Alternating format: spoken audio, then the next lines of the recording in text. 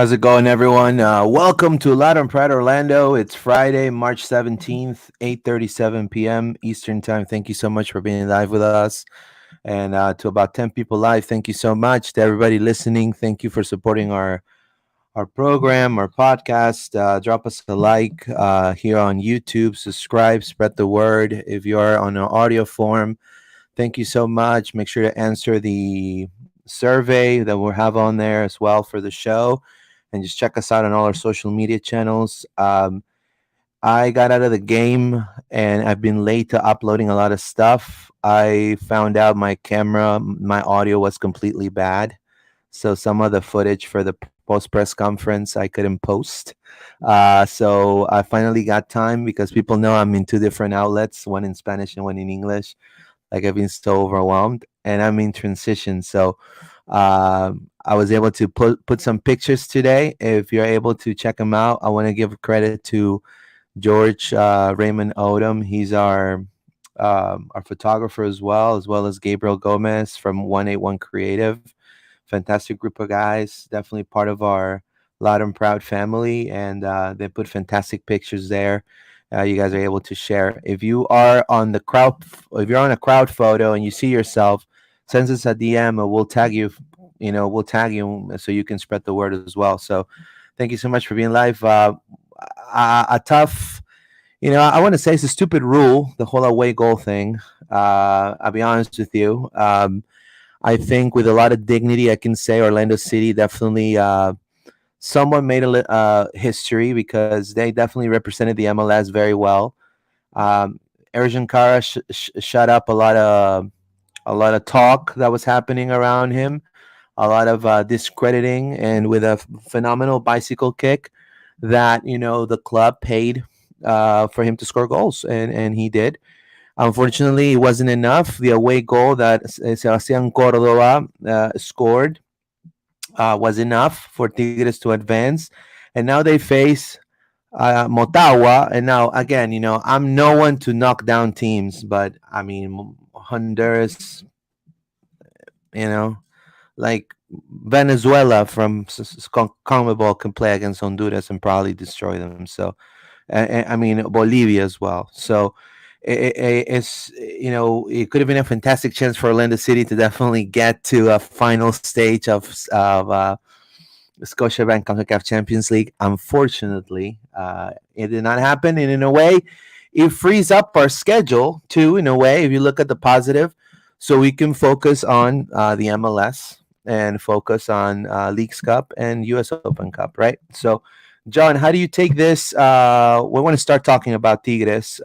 This 1-1 draw, a lot of controversy. And before I give you the mic, that referee should not officiate another game for CONCACAF.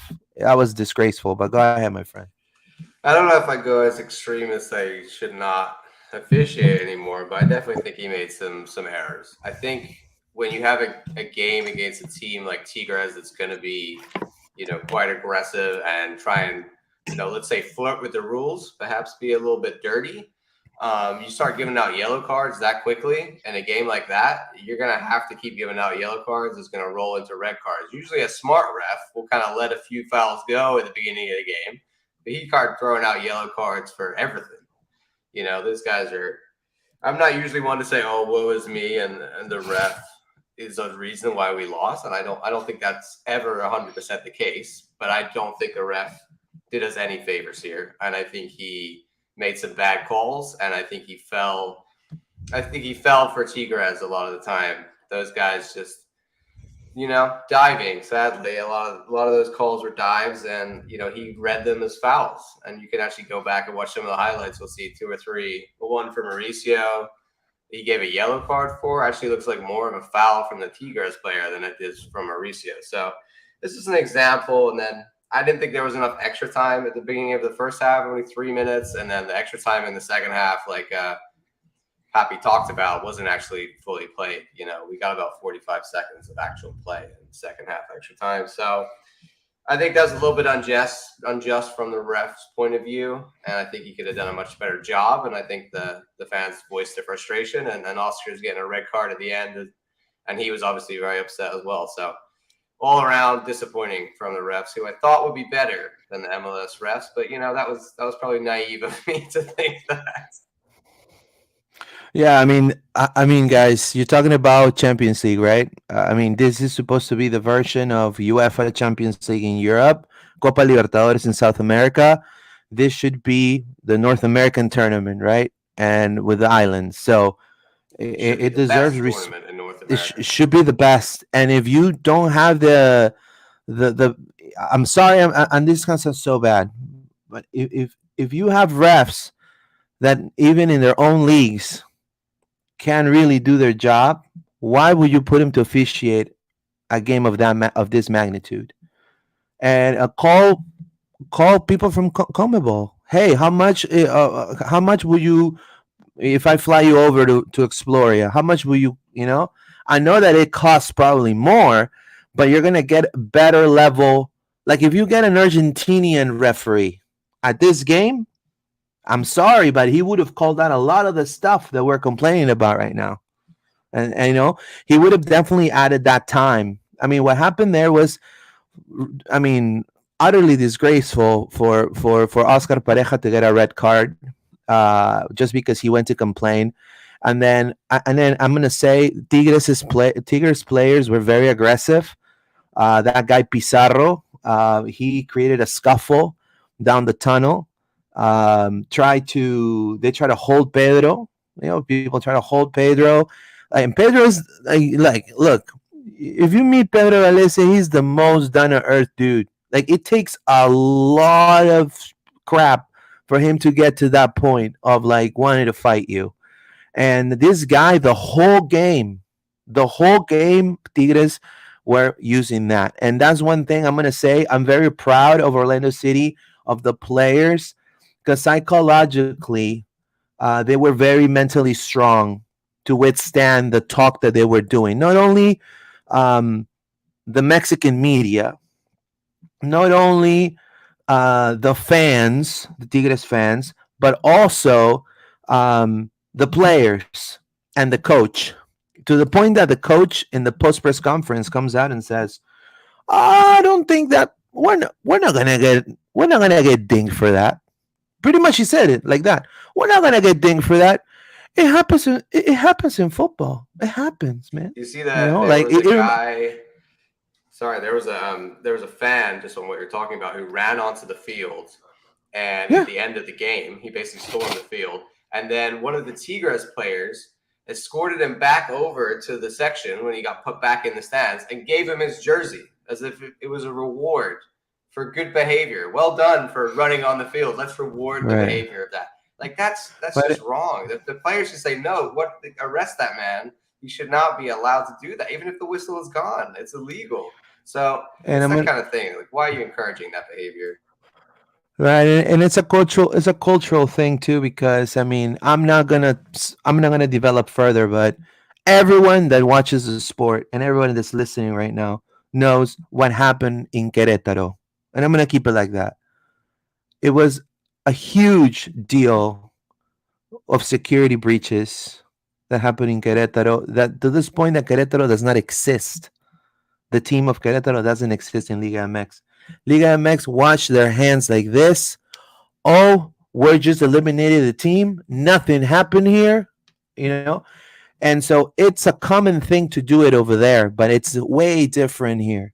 And talking about that, the whole thing with Pizarro, the whole thing with the players. I'm very surprised, and I'm gonna say this, Mikey Holiday. My hat's off, my friend. I mean, what a performance against Tigres. Pretty much one of the top teams in Mexico. And Mikey Holiday, under 20 guy, he's going to represent the United States of America right now, probably in the best shape of his life. Played 90 minutes nonstop. Amazing performance. He even was like, he had no fear of these guys. These guys kept talking. The dude was just play ball, man. Like he was super confident, super like calm in this type of scenarios. And those are the type of players the U.S. men's national team needs, because as we saw in the World Cup, they were all nervous, especially in defense. So very proud of that. And we'll talk and develop more. What were your stronger points that you would say, John, regarding the performance of Orlando City? Um, Yeah, I mean, I think from a play perspective that there was good and bad. I think the continuation of the attacking problems that we saw in the first half was concerning. I think, the performance out of Ojeda, the performance out of Facundo Torres in this game, again, wasn't their best. I still see those issues with those guys trying to connect. And the reason Mikey Halliday had so much space, and I'm glad you brought him up, it was driving me insane. He had so much space on that right yeah, hand. He was up and down that wing, and we weren't passing him the ball because Torres and Ojeda are both cutting in on their left foot. So Ojeda's ending up on the left wing right next to Angulo, and Torres is ending up in the center attacking mid, number 10 position. And no one's out on that right wing at all. And that's why Mikey has got acres of space and is begging for the ball, and no one's passing it to him. So it's stuff like that, that attacking flow and our spatial awareness. I know we want to have Ojeda and Torres able to move freely in those attacking roles, but I think it's gone too far. I think that I can't tell who's supposed to be where, and Ojeda's going deep to go get the ball, and Torres is never anywhere near his starting position. It just seems a little bit chaotic up front. So that is a continuation of, and I just wanted to mention that as the bad. And on the good side, Pedro, again, it's just the Pedro show right freaking now. I amazing, mean, he's unbelievable. killing it, and he looks almost unstoppable, and it shows what is needed to get past him. Right, against DC, it needed a really incredible shot from Chris Durkin, and then to this game, it needed, sadly, Luca Petrasso to make a mistake in order to get enough space where Pedro just couldn't react fast enough to get down. He almost did, even then. So Pedro, incredible game. Mikey Halliday, great game. I think Mauricio had a much better game. I think, Cesar had a much better game. I think Ramiro had a really good game. Angulo came close a couple of times. Both of those guys, and then obviously the one we got to talk about is much improvement from Urshan Kara. Maybe he came on with something to prove. Did he have a chip on his shoulder? Maybe he heard what everybody was saying about him. Or maybe he was just, upset that he wasn't getting the starts. But he came on and showed, why he is a quality striker. The only thing I would say is that, if you look at what he's doing it in the box. And that is the kind of striker that he is, right? So yes, he can score goals, but I still don't, unless he changes his attacking style, he's not really going to be the guy for this system. I still think there's that issue of we need someone who's going to chase down the defenders and run and be more mobile. Kara, is he that guy? He can score great goals, sure, but does he want to do that other work? And then finally, Dagger Dan. I just think he, again, had another great game. He came on, and that's when stuff really started to open up for us and when we really started to push Tigres in that last 10, 15 minutes. So all those guys, great games, and just a solid performance all around, and I don't feel bad, really. It's unlucky. No, I don't. I don't feel. I think it was a fantastic performance by Orlando City. I think. Look, it was our first Concacaf Champions League performance against a top team in the continent, and I'm not going to say this is a top team in the continent, and it's like if in CONMEBOL, Orlando City would have gotten River Plate, or no.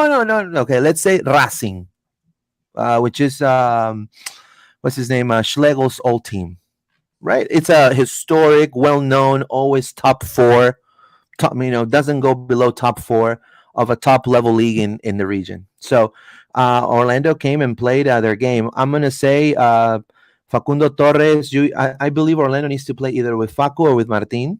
That's just my opinion, my expectation. And another thing is Javier Aquino ate up the right flank, and Ivan Angulo pretty much, he was non-existent. Only in attacking plays he was present, and then when it was to defend, Aquino was, I think, in a different level at that point. I think we should have seen the subs a little bit sooner. That's just my opinion.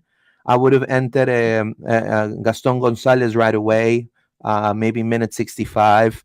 I would have had already Dagger Dan. If I know Martin is not working for me, I would have subbed him out a little sooner. And now Urgent Cara, I believe. I mean, first of all, Ramiro Enrique is doing his job. He's being paid to do a job, and the job is that when there's high press with such a dynamic team in front of you, he's not afraid to go do the back and forth job of attack and defending. Whether he sacrifices the attack, he rather defends and sacrifices the attack. But I think when Urgent Cara came in, that's the Urgent Cara I think everyone in Orlando wants to see. A DP, and that's what a DP should be. Somebody that changes the trajectory of the game, and he definitely did with a phenomenal bicycle kick. Right? I mean, I wasn't expecting it. Pretty much. Urgent Cara just turned his body and his left feet, just connected and just did the bicycle kick, and Nahuel Guzman couldn't do anything to save it. It was a great goal. I wish it would have meant a. He almost, The second one that it did hit the exactly. chest. I know people are trying to claim it hit his arm, but it's just the angle of the video they're seeing. It hits the guy's chest. But that was another bicycle kick right after the other one. He went for round 2. Yeah. So that would have been amazing. Maybe that's a play that he's done back in Austria before, and he's maybe known for that. And another thing was Dagger Dan coming in fresh. I wish I would have seen two. Uh, Look, maybe Wilder and Cesar, and then Mauricio at the 10, and then Facundo and Ivan. I think that would have been for this game.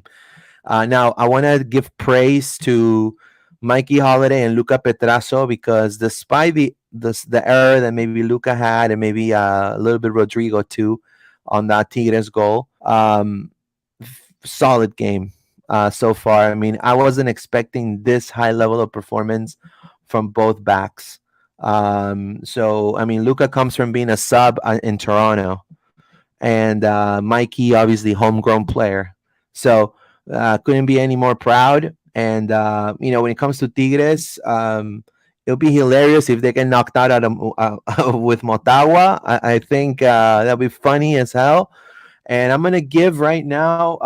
This is first and foremost Pedro Galese, right? You were saying it, and he is in the best 11 for the round of 16, despite the loss of Orlando City. CONCACAF had no other look. The recognition he doesn't get in the MLS, CONCACAF is giving him on a bigger platform. And obviously, South American qualifiers, there's already a schedule for that. Pedro Galese is going to be playing. Peru is going to be playing 2 friendly matches next month, more against Germany and Morocco. Germany, they're going to be playing in Mainz, Germany, and they're going to be playing in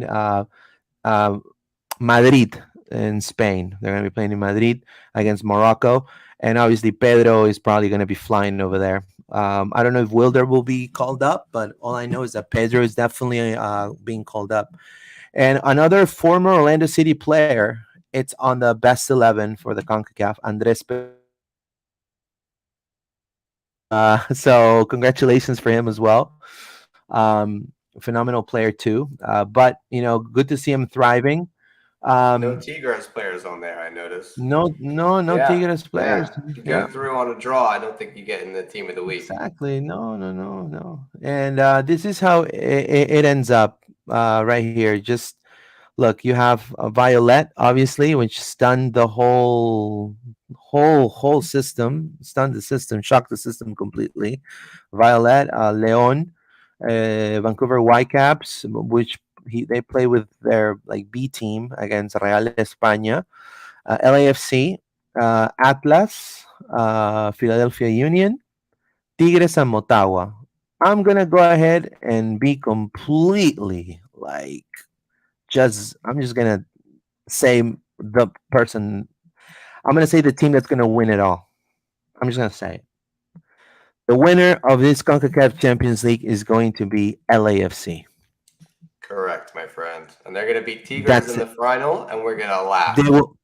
Yep. And MLS is going to go again to a Club World Cup, right? And again, that's round 2, Mexico, Liga MX.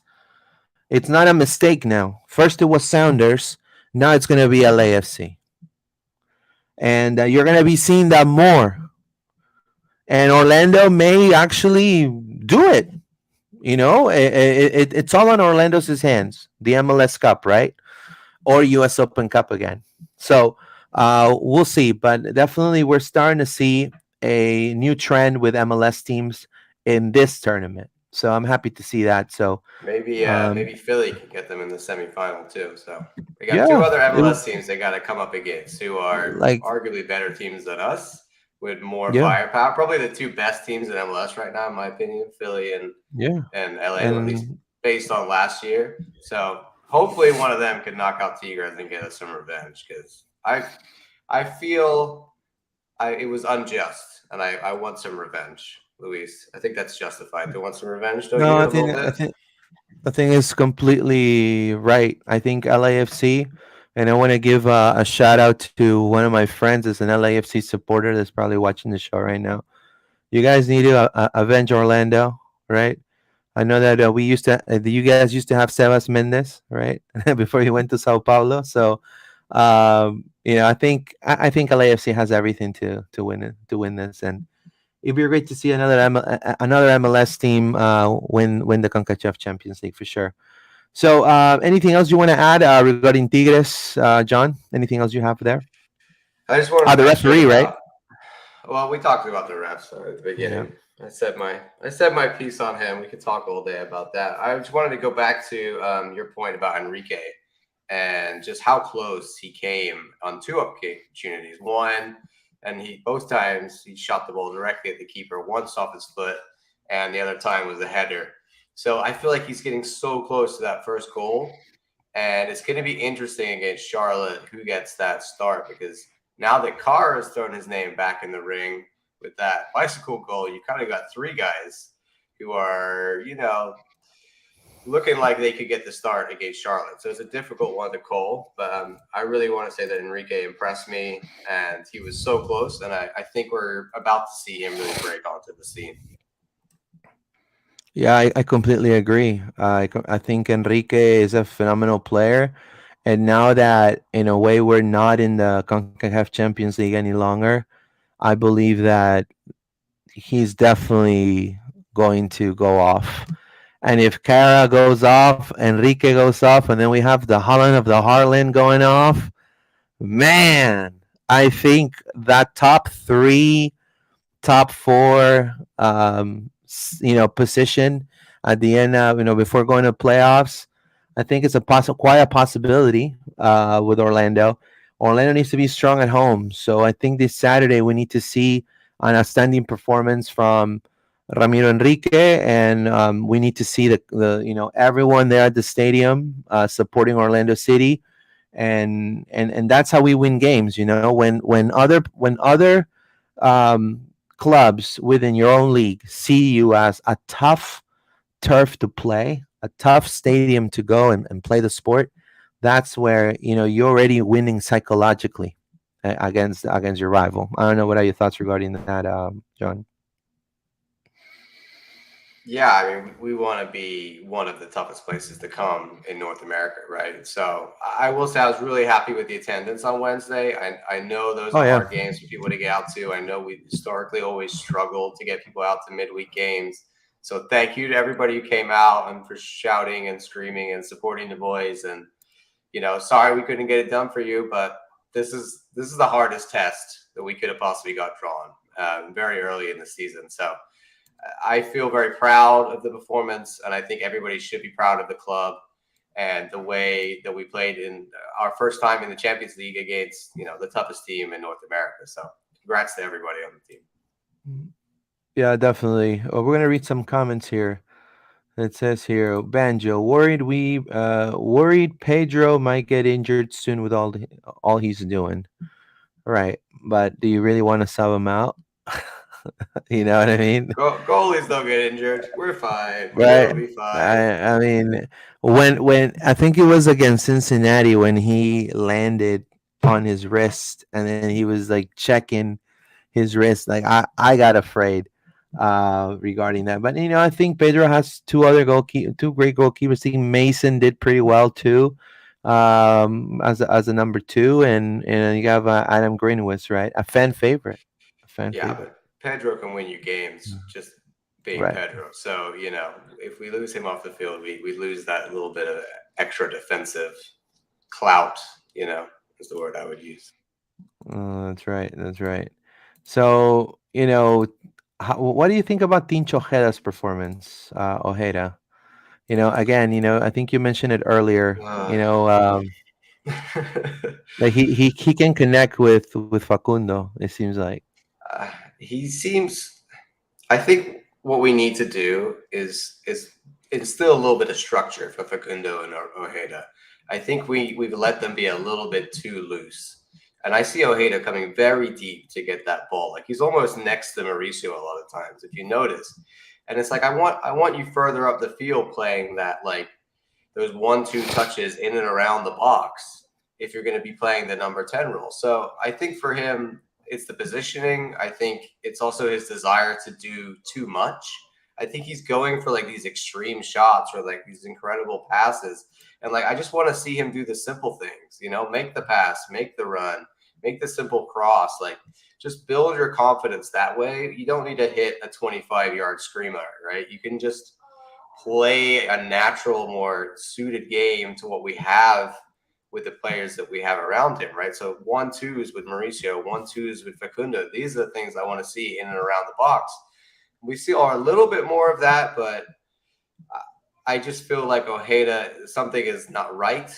And I don't know what it is. And I'm hoping that Papi does because something needs to be done to get him more in the game because he is not influencing the game nearly as much as a player of that caliber should be. And that's concerning. Yeah, 75 minutes for Martin Ojeda, 0 goals, 0 assists, 48 touches, 1 out of 4 dribbles completed. You're talking about lost possession like 2 or 3 times. Yeah, I noticed Uh, that. yeah, he had about 2 interceptions when he did defend.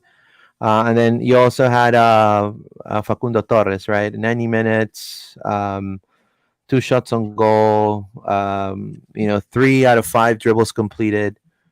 And he lost possession twice in the game as well. So I feel that's like that's four that's 4 possessions lost, and that's 4 counterattacks for Tigres. they're If you think both about in it each that way. other's way and they're both losing the ball. It's almost like bringing in Ojeda has made Torres less effective, and then Ojeda isn't effective also. So now we have two DPs on the field who are not doing anything, and that's a problem. So we need to figure out what it is to make these guys what positions they need to be in. Maybe it's just they need more time together on the field because they've been rotated so much.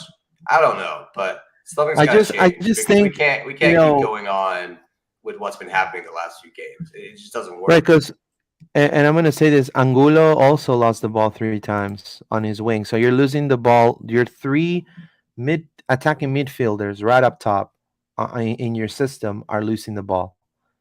So that causes, and again, Orlando show a lot of defensive prowess.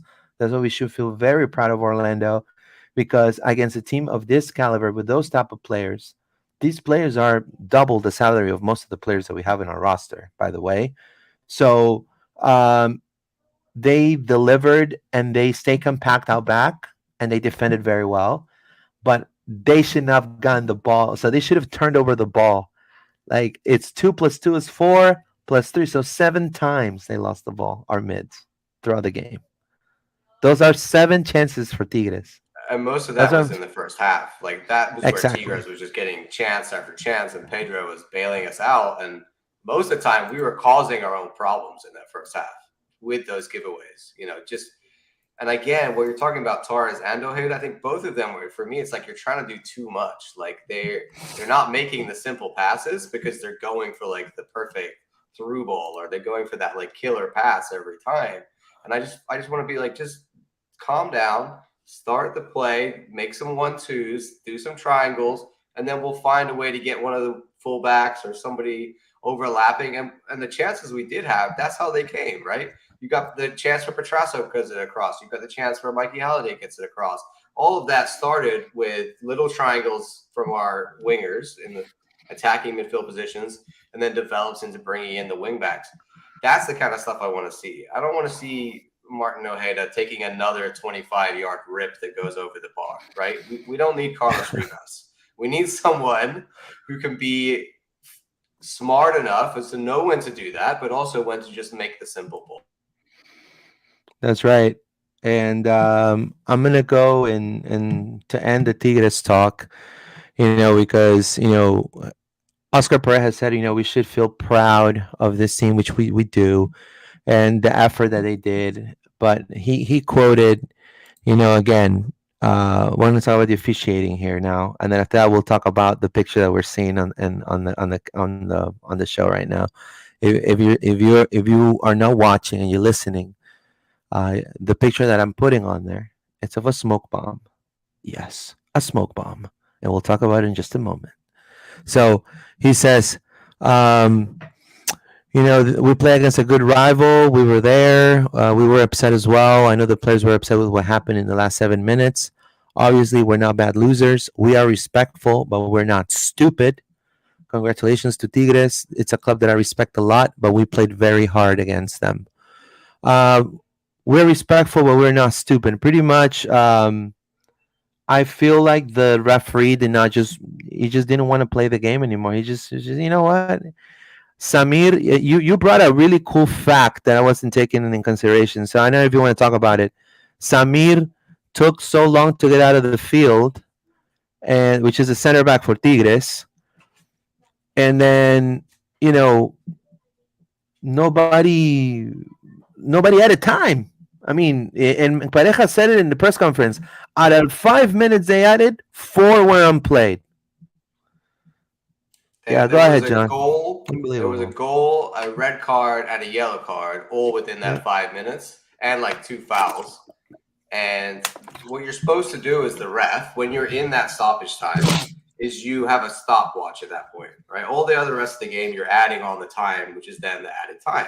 In the added time, what you do is you stop the game every time something happens that stops the game, i.e. a yellow card, a goal, a red card, and you don't start that watch again until the actual play. And if you notice on the sideline, and we've talked about this before, that Papi has his stopwatch, that's how Papi knows exactly how much time is played out of that 5 minutes, which is actual open play, 45 seconds. So what you're supposed to do, and what he's talking about, they did in the World Cup, is add on that time. So you end up with really 8 or 9 minutes of extra time, in which case we could have got another goal.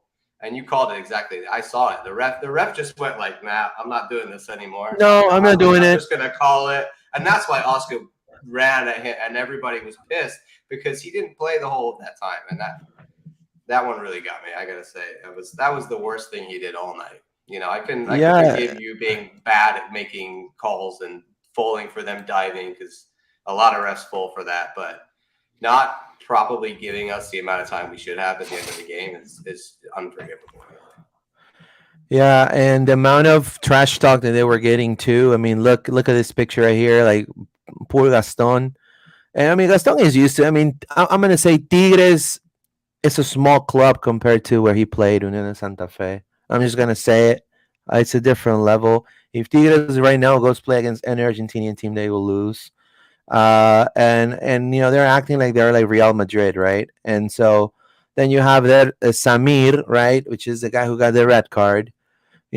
Trash talking. Obviously, Rodrigo Schlegel right there, right? And Rafael Santos, who actually played very well. I like the way he came in and changed the game too with Lainez. I think Pareja did a great thing taking Petrasso out when Lainez came in, and when the Brazilian took over, and Lainez was non-existent after that. But Kea trying to do his thing, and then I wanted to get the picture of Pareja. That's Pedro going on the corner kick. And there you go. This is the picture right here, right? So, disgraceful. They should have added the time. And yes, I know I'm exaggerating. He should not ever officiate ever in his life. But I mean, you cannot run a World Cup. And I'm gonna say it one more time. You cannot.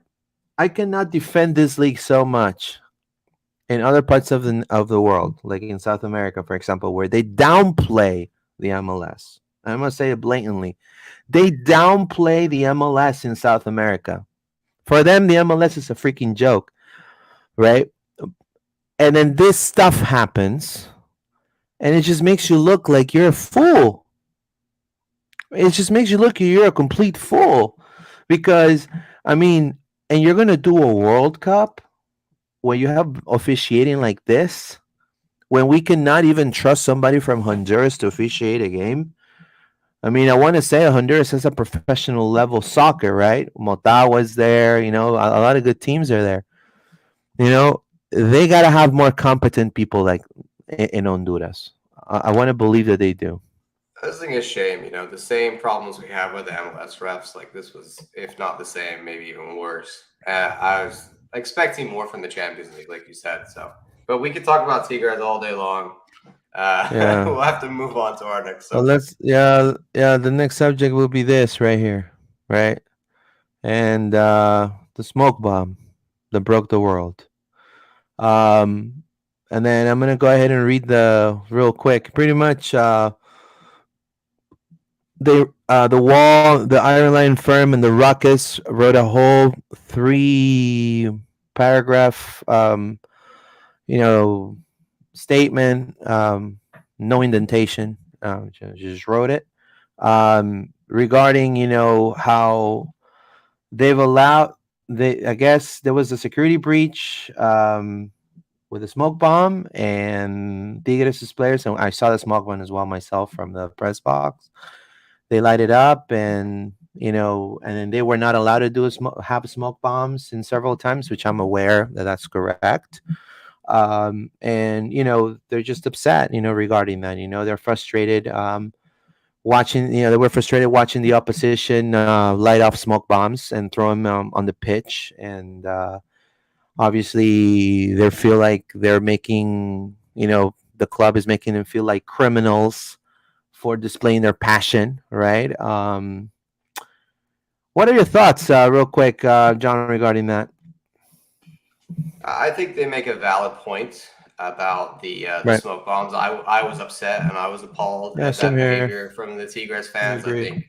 I think it's something that they expect in Mexico, but it's something that we just smoke in the crowd is one thing, but when you're throwing smoke bombs on the field that could hit players or other fans or Exactly. there's like little like kids to a ball boy work down there, like that's Yeah.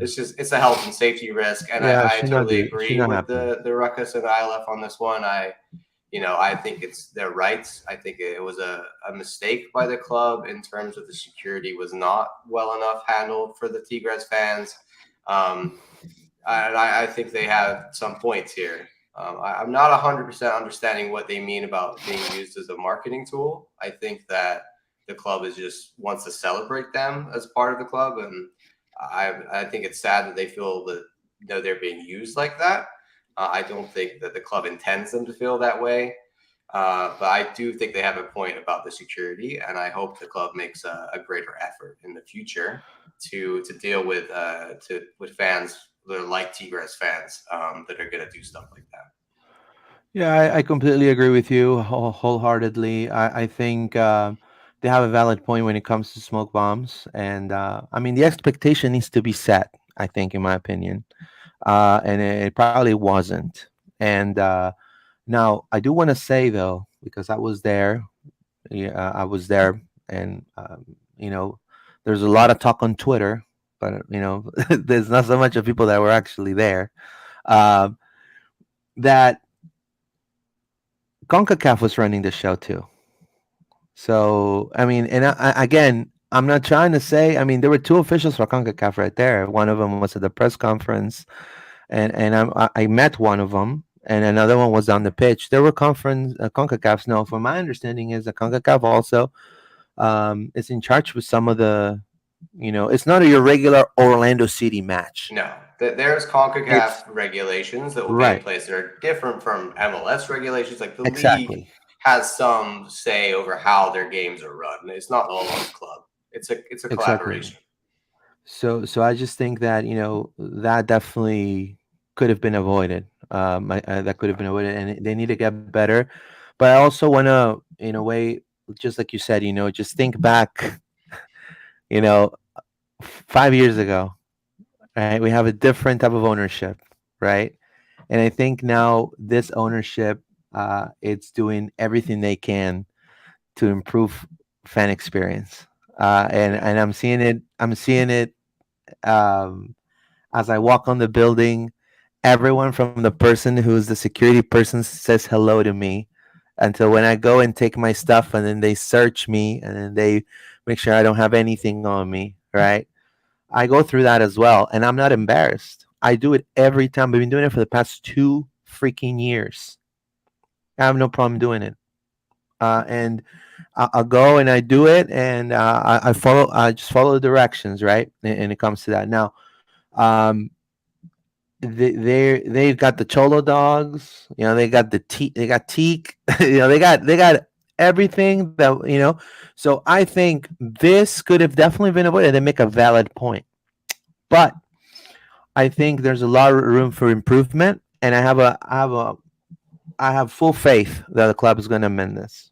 Yeah, So I don't expect yeah, that to happen again. I think it was a yeah, one-off where they would just yeah, perhaps a little bit underprepared, a little bit naive, and didn't quite get it right. And I think that's what the supporting groups are saying is that they warned them and they're frustrated that they didn't heed their advice. But like you said, this is the first mistake this new ownership group has made. So let's not jump, down their throats over one thing. I feel like they are making a lot of effort to improve the situation between the club and the supporters, and they're doing a lot of things to add value for season ticket members this year. So let's not focus on one bad thing that happened, and let's get behind the boys and let's support and let's move yeah, forward as a community with this new ownership in a positive way. And really, I just want everybody to be happy and try and figure out a way where we can make sure that all the stakeholders in the club are being heard and that everybody wants, you know, is getting the experience at a match day that they desire. So I'm glad the supporter groups have expressed their opinion, and hopefully the exactly. club I think that's will fantastic. do something in the future to make sure that doesn't happen again. Yeah, definitely. Wholeheartedly agree. And again, we're going to be talking about what's happening and how important support, us being a venue that, players look forward playing in, and also a venue which it puts some fear in your opponents, right? Like when you go to maybe, you know, um, Seattle or Portland, right? Those are massive venues for MLS. Um, it's important for you guys to be there Saturday against Charlotte, right? We're gonna play Charlotte, which the last time we played Charlotte, we won with a phenomenal puppy special.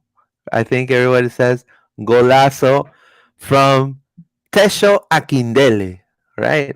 Always, I want to give a shout out to Tesho. Great guy, great human being. Tesho Akindele scored on a 2-1 win for Orlando City, John. What are your expectations out Yeah, of this match?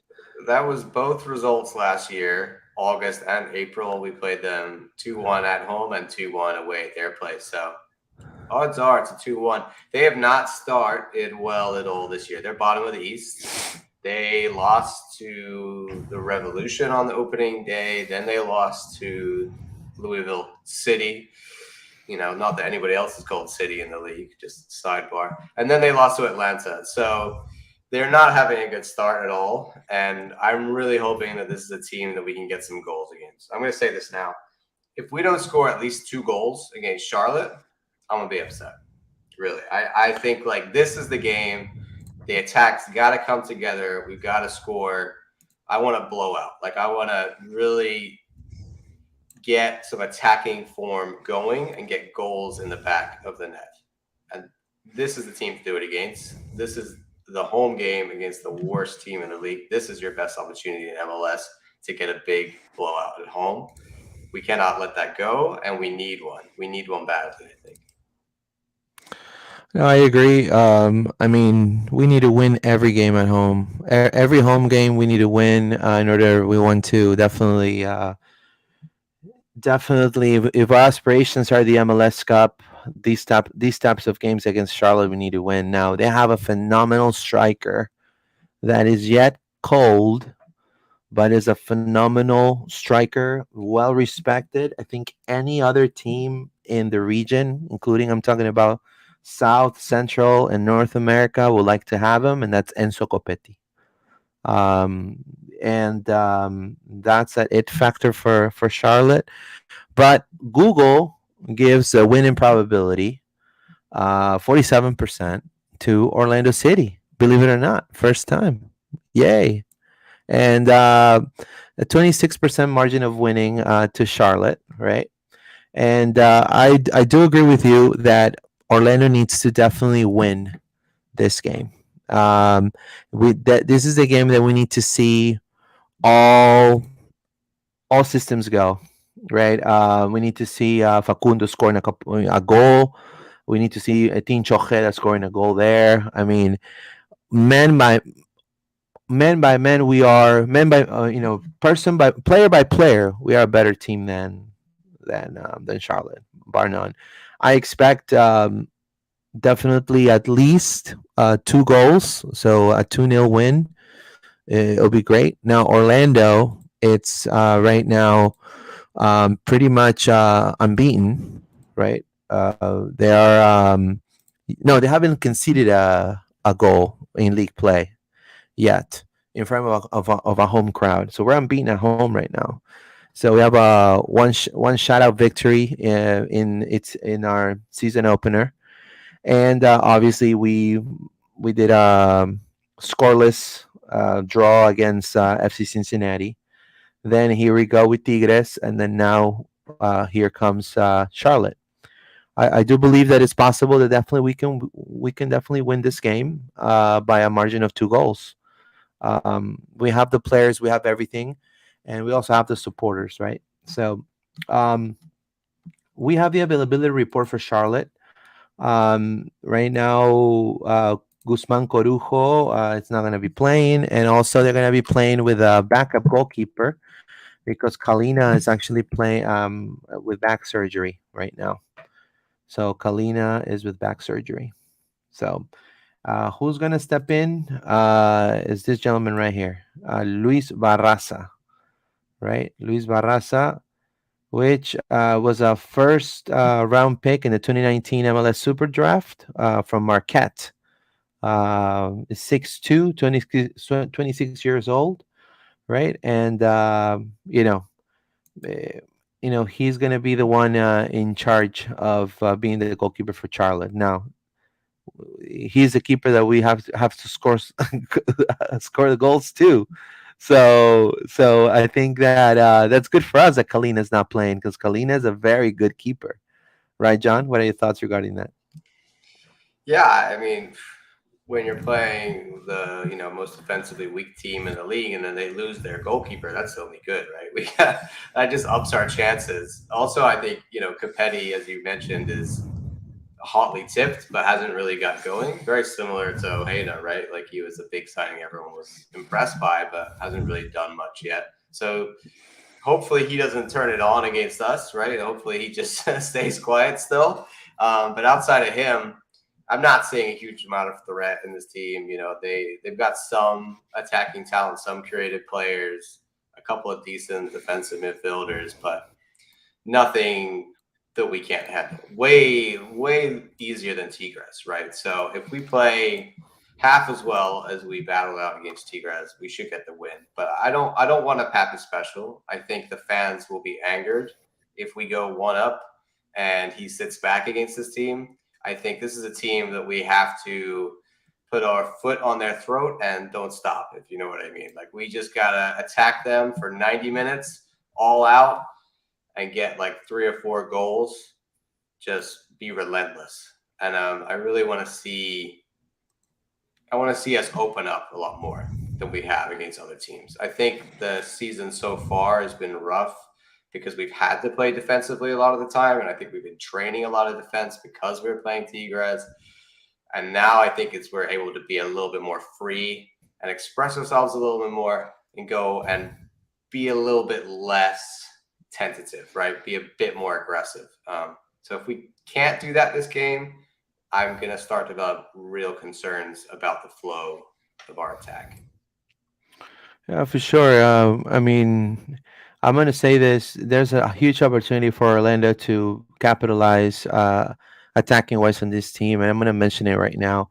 Tulioma and Bronico, they're very physical players. Tuiloma, I know for a fact because we faced him with, well, I think Peru faced Australia. He was So at Portland, right? Isn't he the yeah, New yeah, Zealand former center back, Portland right? center. Yep, New Zealand. Yeah, Yeah. from the Timbers. They signed him So in the offseason. yeah, so he's like a rugby player, dude. So the dude's like massive, and the dude is like very sloppy when it comes to, if you're fast and you beat them down the punch, he's gonna definitely go physical on you, and that could create a set piece, that could create a penalty kick, that could create a red card, and those are the chances we need to take with Tuiloma. Now, Orlando's being horrible in set pieces. So I think that's something that we need to improve. I don't know. I say put dagger down on him. You see how close he was with that free Exactly. kick? Yeah. Like, I think he's looking better on the dead ball than Ojeda and Torres right now. I wasn't too impressed by Torres's corners and free kicks against Tigres. I don't feel like he's putting the ball in aggressive areas that's giving us a chance to make the most of those. So maybe this is a game where you give someone else a chance at those set pieces. Now, in when it comes to this team right here, Jones and Westwood, they are their midfielders, and the way they play is that when Orlando City has the ball in this system, they go into a 4-3-3 mode with Shinjashiki. I think I said it correctly. Shinjashiki. Shinyashiki. Yeah. He becomes like the extra defensive midfielder there, and then Copetti stays kind of like what Ramiro Enrique was doing too. So kind of more of like a nine that attacks and defends, right? Now, Charlotte likes to attack through the wings, especially through Joswiak and Swiderski to feed Copetti, right? But again, Orlando has a way more deeper team than Charlotte. So I think, and they've demonstrated be defensively solid even without Antonio Carlos. Like, look at our back line, like Mikey Holiday, Luca Petrasso, Robin Jansen, Rodrigo Schlegel, right? So I think Orlando has a huge chance to probably repeat the back four here against Charlotte. Uh, you want to do our lineup? We definitely do our lineup, right? Yeah, definitely. Let's do our lineup, and then I wanted we'll to read some ask you comments. before we Yeah, go start on ahead. this, how now that we're out of the CONCACAF, right? And I believe we have a whole week off after this game, so we shouldn't be playing till the following Saturday. Do you think do you risk putting the first team out again? Do you think, or are you feeling more like we need to rotate one last time? What No, what are you I thinking? What do mean, you think? Oh, so Pappy's gonna do too, right? Two different questions. well. Personally, I think he needs to go all in. I mean, this is Orlando City. Orlando City needs to win every game at home, and Orlando City needs to get used to, if they want to do that, Orlando City needs to get used to capitalizing in the first half. Because after that, Orlando City has two tough games that are coming up. You're playing against Philadelphia and Philly. I want to give a shout out to my friend Tess. She's a photographer there. Philly, and then they played Nashville. So Nashville at home. So I mean, I think or Pareja needs to get used to, and the players need to get used to first team squad playing, right, and then subbing, the subs coming in and just kind of either holding out or attempting to score. Sometimes the subs come with more rhythm. I think we need to get used to that now. After Nashville, we go into Minnesota and DC United, and those games, Minnesota is away, and then DC United in April is at home. We can play with subs against those teams. I mean, you want to do a mix at that point. That's just my opinion. But I Yeah, I think, think it's. I just worry about risk of injury. That was all. That was my main thing. Like I 100% agree. I want to start everybody, just because. But he has rotated them to this point, so I think we're going to be fine to be able to play our first team, and I really hope that's what we do. Um, we need to give Ojeda and Torres the time against a team like Charlotte to hopefully come alive. So let's give those yeah, guys like definitely. 60 minutes or so and see if we can get them going. Hopefully, Pappy has figured out how to make it work, or he's got some kind of plan. Because I'm not convinced with what we're doing is working at the moment. Yeah, I I just was interested because that is a tough run coming up with Philly and Nashville. Not that it hasn't been tough so far. I think that's why this Charlotte game is so important. This is the easy one in a group of tough fixtures. Yeah, as of now, I will say there's nobody injured for Orlando, so we probably will see AC in the lineup. I mean, I think it'll be good to see Antonio Carlos. If you're talking about, trying to get someone used to two tough opponents coming up, which is Philly and Nashville. I would say start Antonio Carlos now, so he can, kind of get some legs going, and he can feel the pressure and start making development into, coming back into the starting lineup, right? So I will Yeah, let's start. put I don't this know. down. What do you think? Galese, Galese, of course, El Galese for Pulpo. sure. The Pulpo, and then Uh, you were talking about yeah, I think An- AC and Janssen. I really hope this is the one we yeah. see him back for. I think he's been close for a while now. So unless he's not close and they're still worried, I'm not sure what would stop them from putting him in this game. You were right about Tigres, and that was a hopeful one. I think they were worried that he'd just get injured against Tigres because they're so aggressive, you know. So this is the game to bring it back and to get that full, 60 minutes under his belt before Schlegel comes in. And then I would also That's right. keep Petrasso in there. I think that, despite the accident Holiday that and he had, Petrasso. yeah, I think, Oh yeah, it was Petrasso's been he solid. Petrasso's he been made one solid. mistake. That's really the only major Yeah, mistake he's made so far this season. So for a guy who's, like you said, was, in the reserves for Toronto, he's really impressed. So definitely keep him in. I'll keep Arujo in there. And then I think what I would like to see is actually us play the 4-3-3. This is me personally. I think the way you correct the Torres Ojeda issue we have is you take away the cam position entirely and you make these guys spread out more. And you say, Ojeda, go play right wing, and Torres, go play left wing. And let's not have anybody in that cam position and just give them a bit more space in that attacking midfield. I just feel like they're running into each other and getting each other's way. So maybe that's the way to eliminate that. That's what I would like to see. I don't think it's what Pappy will do, but that is how I think you solve the problem of Ojeda and Torres not playing well together. What do you think about put. that? I mean, you could put him on the wings, like you said. Just to get them a Uh, bit further apart, so they're just not right, and running and I into the think it'd same be. I space all mean, the time, right? against a team like Charlotte, you could experiment that, and you do not go far from the original lineup.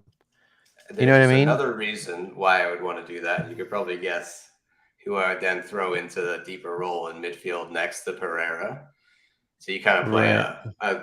a triangle with Ojeda and Pereira and Dagger Dan next to each other.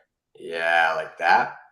and let Pereira and Dagenham take turns at doing that attacking role, and both of them also defending and doing that box to box role, like almost 2 6s and an 8 is how the And Americans so would you say would it. put Ojeda, Facundo, Yeah, and or maybe the other way around, because I actually think Facu is better on the right and Ojeda on the left, but at this I point, mean, whatever gets them to yeah, I mean, start getting, Facu's on the you right, know, Ojeda will be on the left, and yeah, then just and you put and then Dagger Dan in there, and I'd put Mauricio in there. Yeah, I mean, this then as a is 6 you put Araujo. yeah, exactly. So Yeah, you're playing, and then you right here, basically that's eliminate. Ooh, yeah, this is a tough one. you eliminate the 10, Yeah, you and basically yeah, make I that mean, space available for both Ojeda and Torres to use. and now listen to this that I'm about to tell you, because I think this is a great system that you just mentioned. Because look, and we've seen this. I've seen it also in practice for the boys. I think. Look, and again, we have the lineup right here. If you're listening to us, Ojeda is right now on the left wing, and then your three midfielders are Araujo as a 6, Dagernan is an 8, then Pereira is another midfielder, more offensive midfielder. Is a 4-3-3, right? Facundo is on the right wing, and so what they can do is this. When it comes to Dan and Ojeda, I mean, here you go. I mean, they could switch roles back and forth if that's what they want. I mean, if Ojeda wants to cut through, Ojeda cuts through, and then Dan stays back Yeah, defending, and we've seen that he exactly. can defend, right? And then that gives Araujo more freedom, so they can do that. And I think he's an 8 that can play a wing role also, which I think it's fantastic. Yeah, and And Pereira can I'd rather have Dagger Dan on the field at the moment than like Angulo or Gonzalez, like that other winger. I think that this would get our best players at the moment on the field at once. Because you really, yeah. for me, even though we have an abundance of wingers, Angulo is playing well at times, but do we lose a lot by not having him on the field? I'm not Uh, sure. Maybe his hard work will be missed, but I really feel like I'd love to see a way to get Dagger down in that starting lineup. I think he deserves a shot in the starting lineup, and I don't know how easily he's going to get that if we've just got Pereira and Araujo, and he's fighting that position with Araujo. But if you do this, it opens up another spot, and that's perfect for him, like you said, to switch with Ojeda because he's like a winger and a midfielder. Like he can do it yeah, anywhere. yeah. He can do I mean, anything he he's wants in that midfield role, attacking, defending. So let him play that free flowing 8 role that just goes forward and runs with the ball. And Mauricio can still sit behind him and ping balls around, and then you still got the solidity of having Araujo in the 6 as well. So maybe this is the solution. yeah, This is what I would like to see. I don't think it's what Pappy's going to do, but I think it could solve our problems. definitely. And now the last piece of the puzzle is your 9, right? Now we have 3. I mean, Ramiro hasn't scored yet in MLS, right? He hasn't scored yet, but we do have Duncan McGuire scoring, and we have had also Erjan Kara just doing a bicycle kick. Now, who do you play in this game? Now, It's a real Kara has caused a problem he's caused a headache for Oscar here because before the Tigres game, I would have said it would still be Enrique again today. And obviously Enrique had a very good game and got really close to scoring himself. And then Kara comes on and makes a real shout for why he should be back in that, starting first 11 role. I think we're going to see Kara. And the reason for that being that Papi wants to reward him for getting that goal. And I think he brought a lot of enthusiasm and a different light, right? He looked like a different player in that 10 minutes than what we'd seen so far this season. I think Papi will reward that and give him another shot in the starting 11. That concerns me because I still think he's got the issues where he's not going to be the type of forward we need there, where he's not running, he's not mobile enough. But whether that means Enrique is going to get the shout, I don't know. What do you think? I mean, personally, I would love to see for this Charlotte game. It would be great to see Erjan Kara to start. But something's telling me that I think Oscar maybe wanted to start Duncan McGuire. Yeah, I mean You know, that's because I just feel like it ended up. I mean, so in a lot of the apps that I have, like 365 scores and also SofaScore and One Football. Um, he's his position is left midfielder, which is I find it unreal. But we've seen that sometimes we could see him too as if we have Duncan McGuire right here. With Duncan McGuire, he could definitely do the attack and defend too, like Ramiro. But one thing about Duncan is that he finishes the ball, I think, a little better. We've seen him finishing the ball better. I mean, this is the reason why he scored so many goals in college. He's a more of a finisher, right? But he also does that defending role. We could ended up seeing this with Duncan McGuire, which we've seen Ojeda as a 9 too. Like at some point, like you for see what I'm saying, for the people right? who are just listening. Tell everybody what you just did because that's a funny move, but I like Yeah. it. So essentially, what we did was Duncan was at 9, Ojeda was at your left wing, and then you have Dagger Dan as your 8, as your left midfield, player, left midfielder. And then what I did is I just switched Ojeda for Duncan McGuire, and Duncan ended up being your left midfielder, and then Dagger Dan became your left wing. And we could see that in transition. I mean, that's the versatility of those players. Now, you cannot do that with Erjan Kara. Erjan Kara is a straight 9. Straight 9. Now, you can maybe see Ramiro Enrique playing with 2 number 9s and Ramiro being more of like a 10-ish, second striker, right? But I don't see Ramiro as a midfielder. Now, Duncan, on the other hand, he's kind of in a way like a Tesho, but with more firepower. Like he will be able to definitely play that role more. And because he's so young and he's so new to the team and the league, I think he wants to soak up as much info as possible, and so far he's been doing fantastic. And then Ojeda, we've seen him play at the striker role, even in his former club. So, and he scored goals there. So we may see that. I mean, I see that this game against Charlotte is probably an opportunity for Duncan to start again.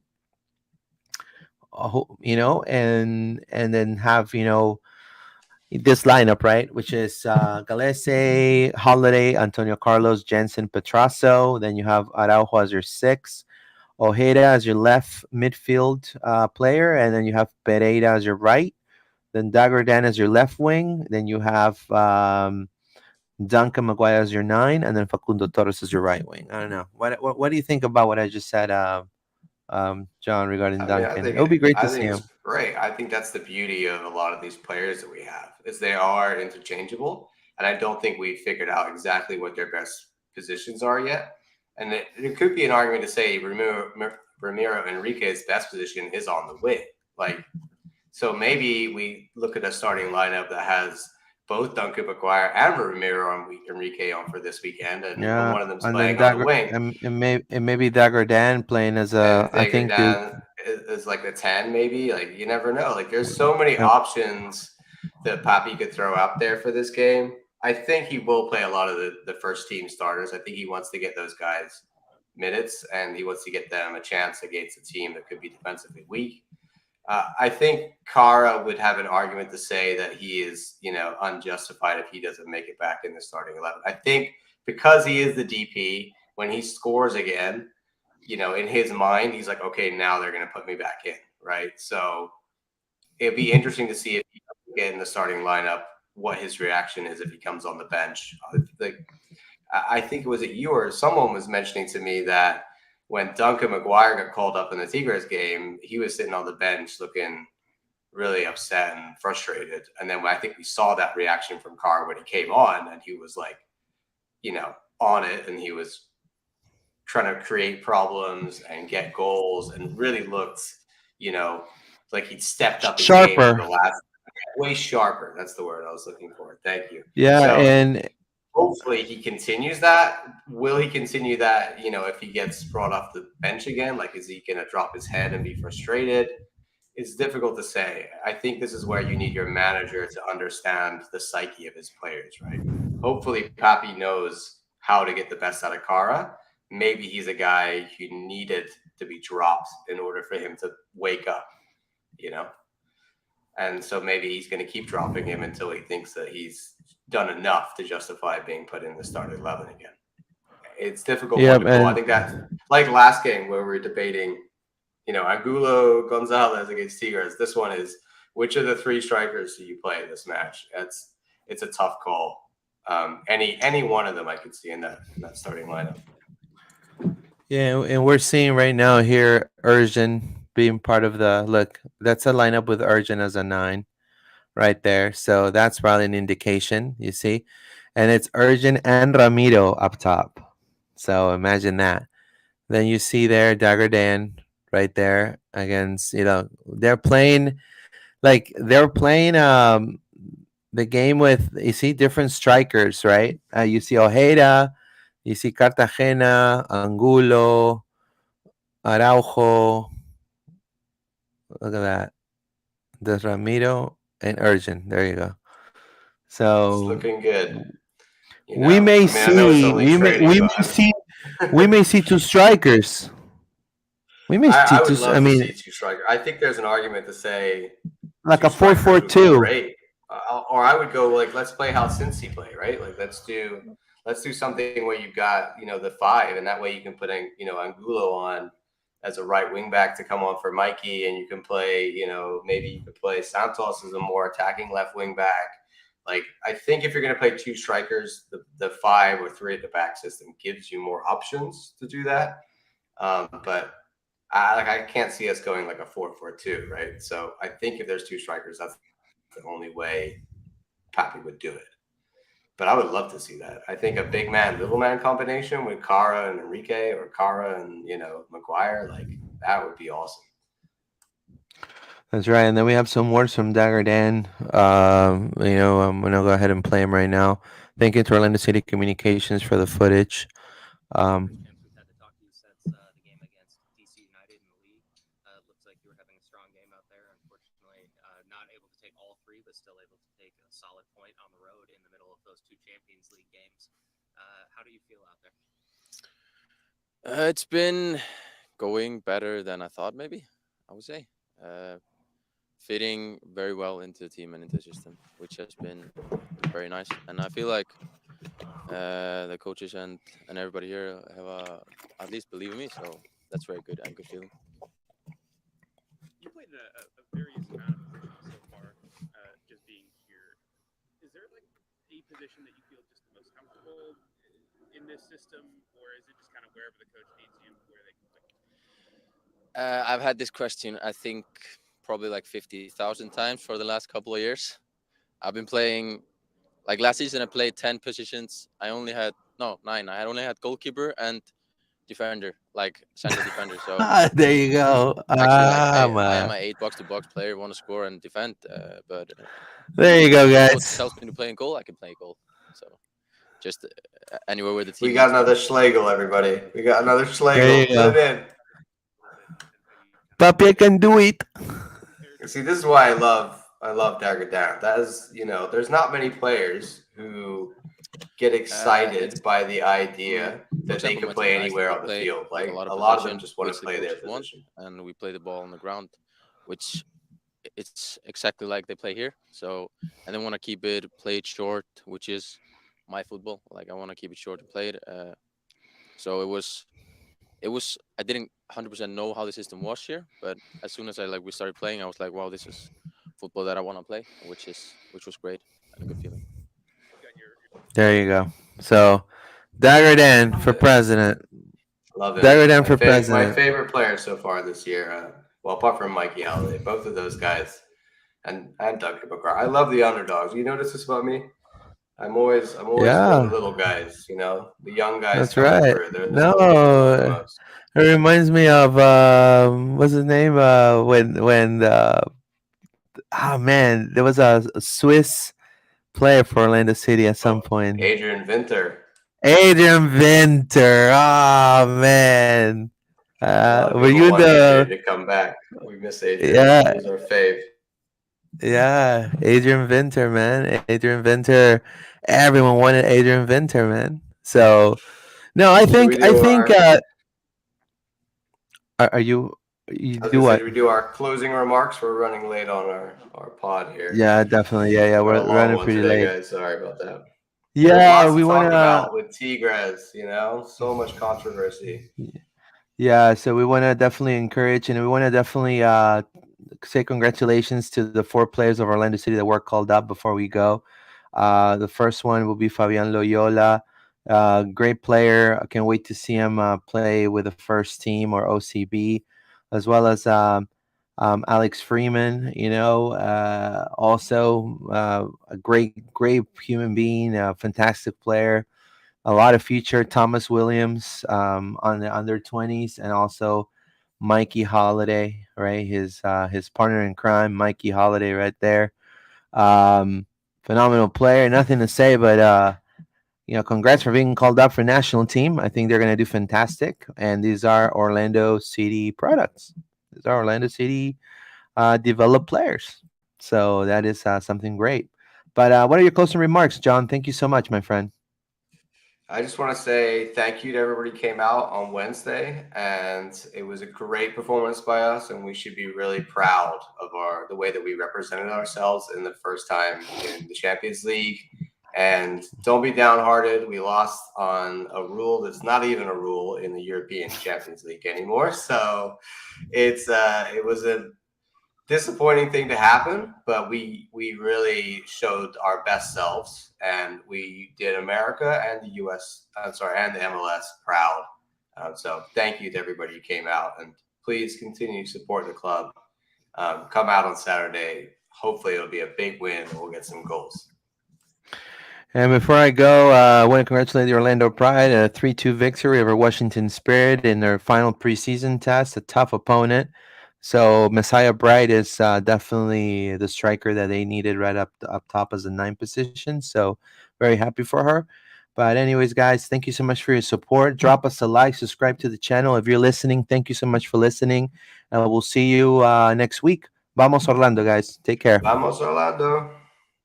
Take care, guys.